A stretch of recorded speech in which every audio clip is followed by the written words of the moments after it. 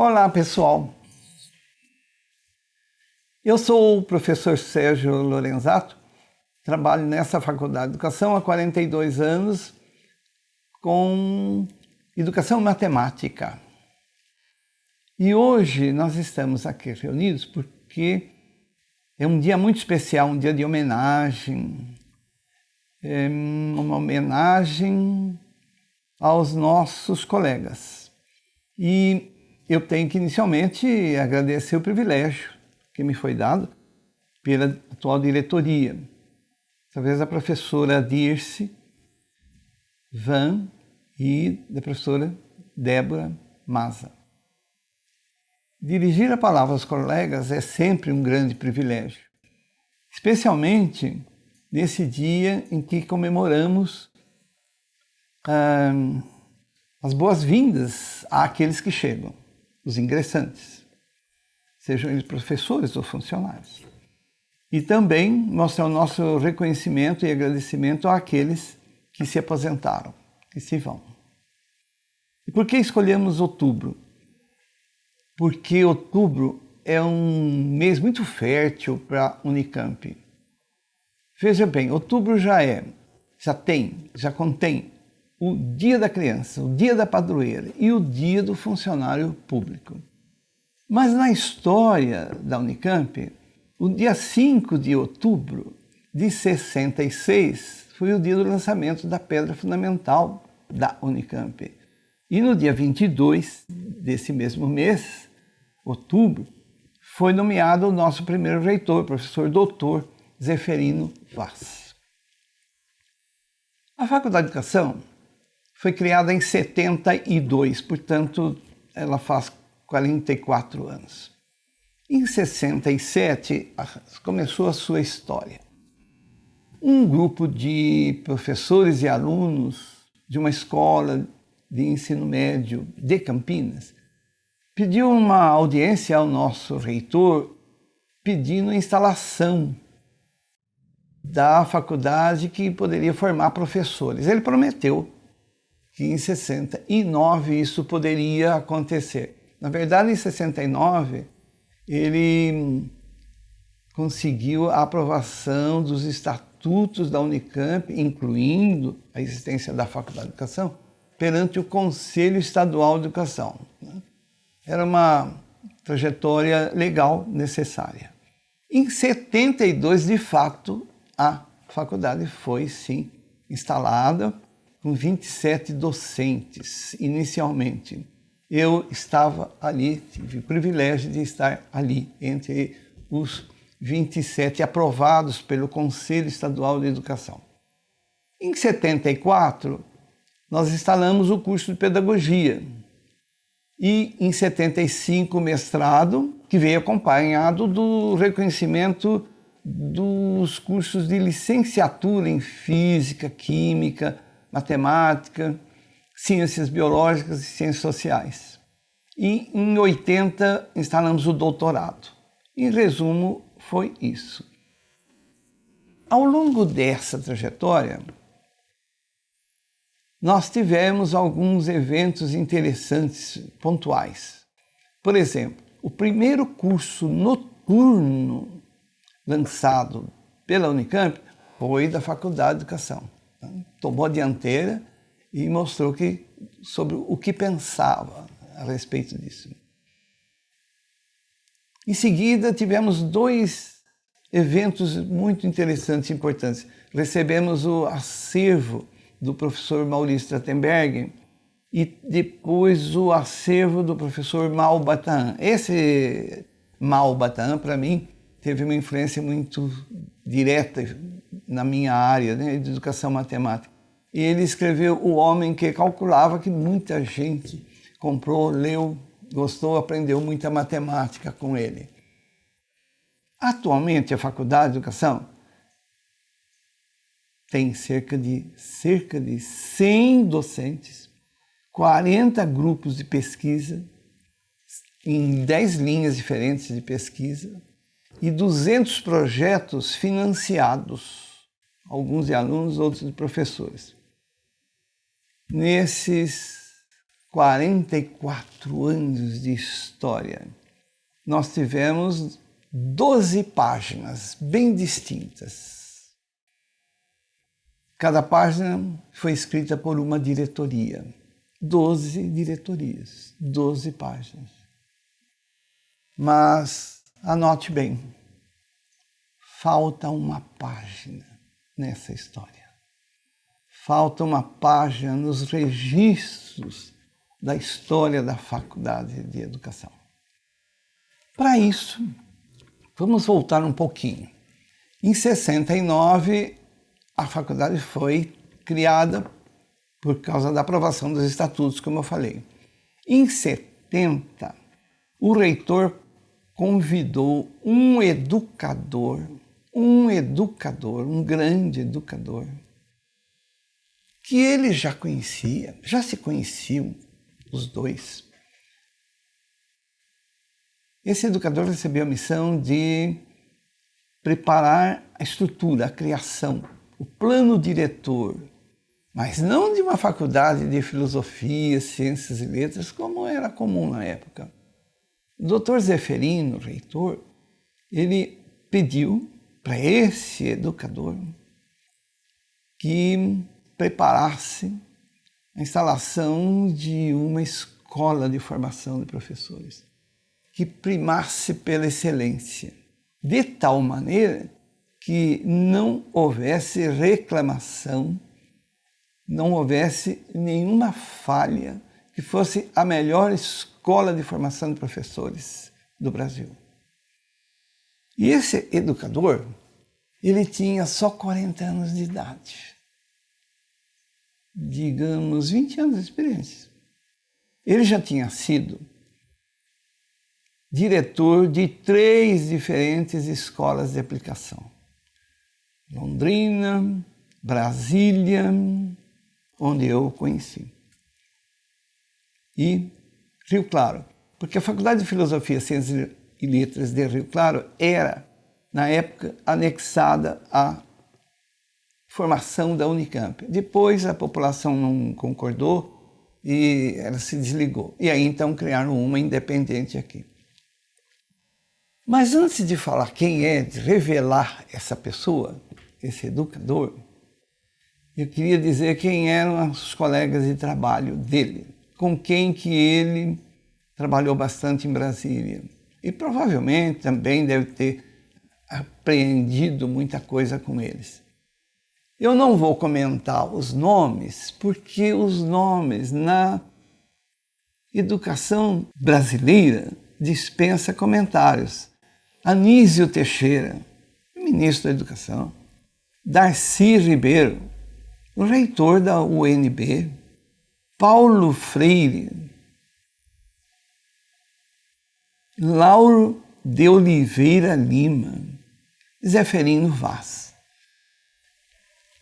Mas quem era esse educador? Este educador era o professor José Aloísio Aragão. Estes 2 acervos, que são ícones da educação brasileira, estão no Centro de Memória da Faculdade de Educação, analisados, catalogados e serão disponibilizados à pesquisa. No Brasil, nenhuma outra universidade recebeu este ponto diferencial e não vai receber, porque a Unicamp não vai querer abrir mão disso. E não tem outro acervo para outras fazerem parte de outras universidades. Esse é um grande diferencial que temos. Nós vamos prosseguir. Tão importante quanto citar o nome desses educadores que marcaram época na educação brasileira é dizer algumas das frases, algumas das recomendações que eles faziam E por isso eu ouso ler, porque não acho justo que eu venha a modificar alguma coisa. Eu quis transcrever o que eu realmente coletei de escritos, de falas, palestras que eles pronunciaram. Não dê o peixe, ensine as pessoas a pescarem. Enquanto eu estiver lendo isso, você pode fazer um exercício de tentar identificar o autor. Essa, por exemplo, era comum nas falas do nosso reitor Zeferino Vaz. Transforme, mas melhore a educação. Dê condições às pessoas, mas cobre resultados. Desperte o entusiasmo pelo estudo. Educação não é privilégio. Seja agente de mudanças. Tenha consciência crítica.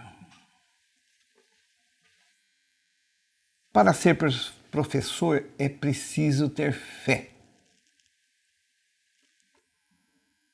Propicie sempre a aprendizagem com compreensão.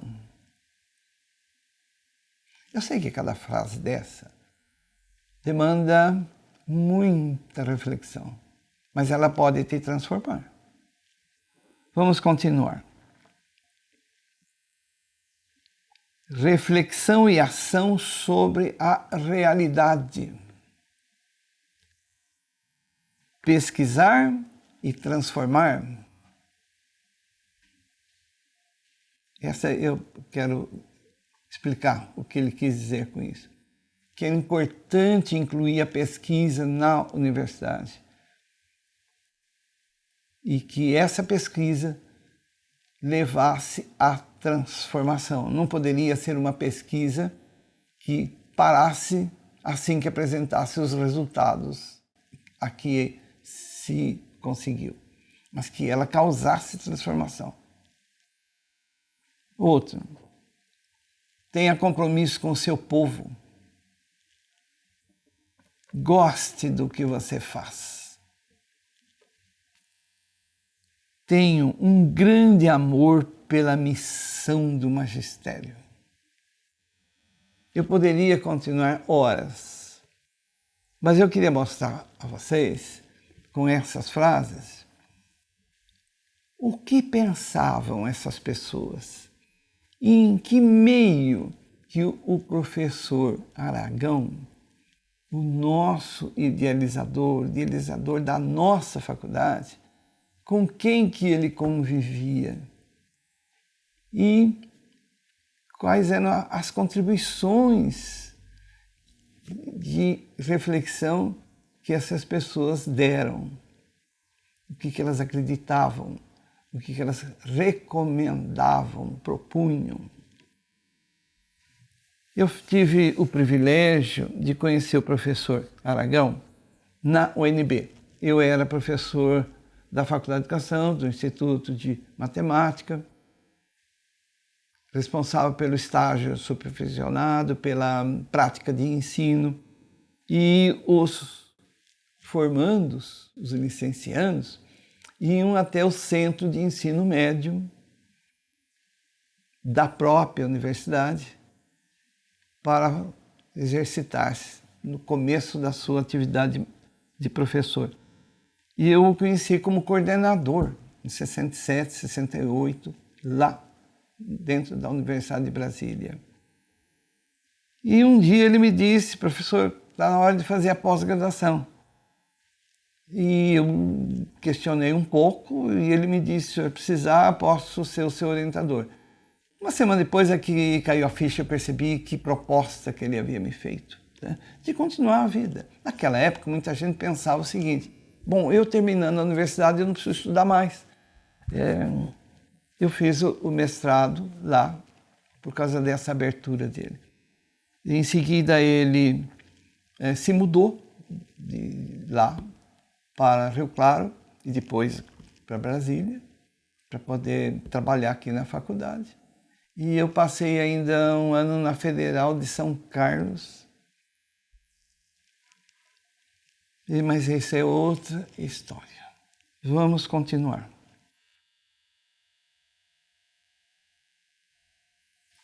O professor Aragão passou o ano de 71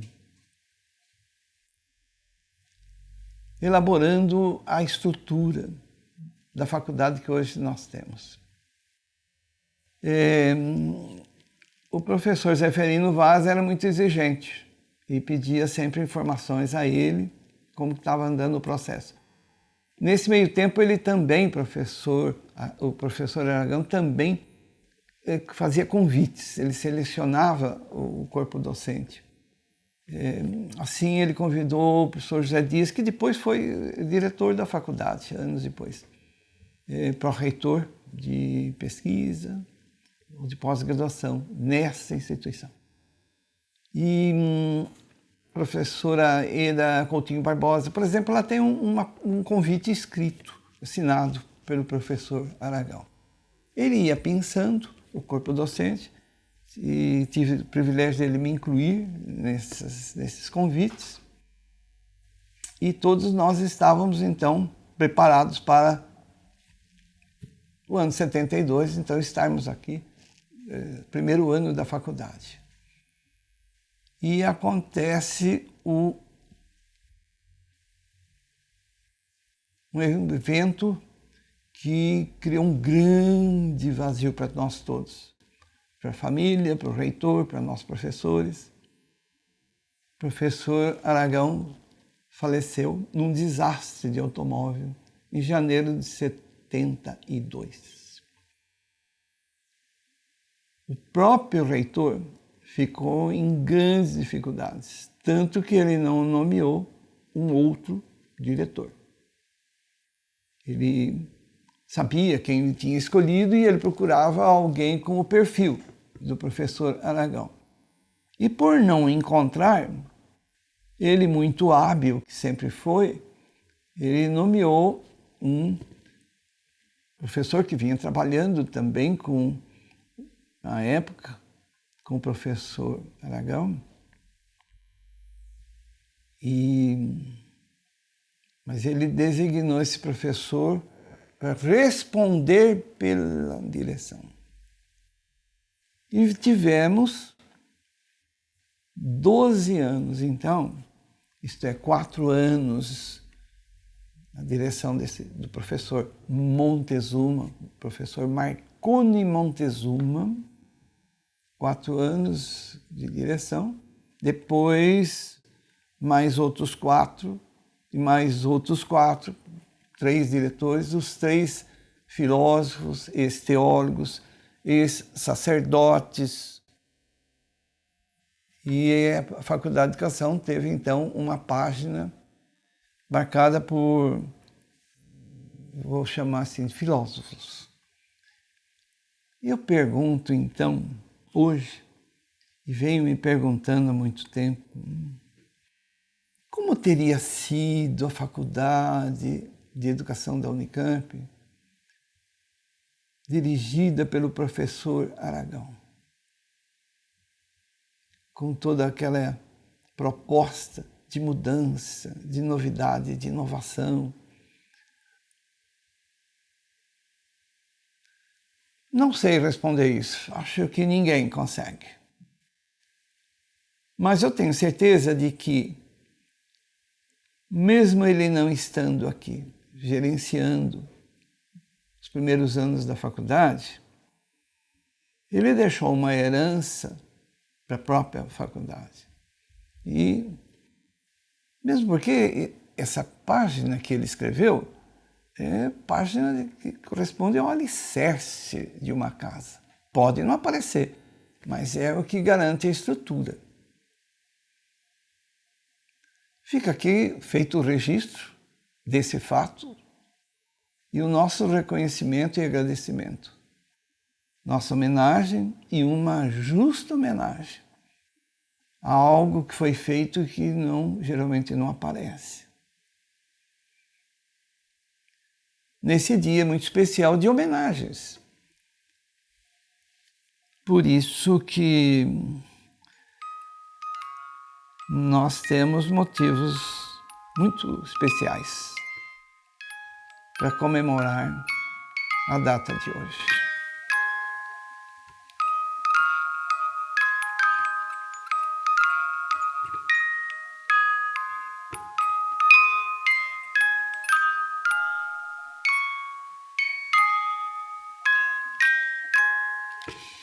Felicidades a todos.